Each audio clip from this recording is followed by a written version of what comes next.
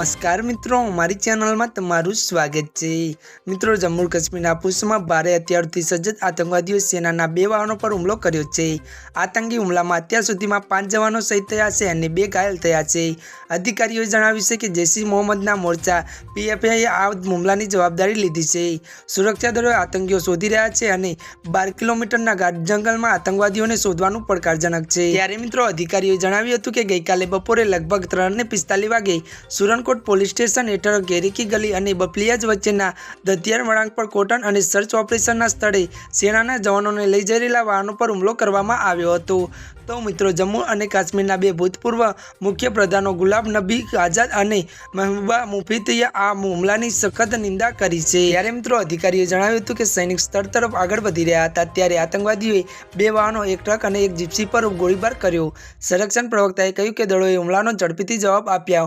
ત્યારે अधिकारीએ જણાવ્યું હતું કે ચાલુ ઓપરેશનમાં 5 જવાનો શહીદ થયા છે અને અન્ય 2 ઘાયલ થયા છે। ઘાયલોને હોસ્પિટલમાં દાખલ કરવામાં આવ્યા છે।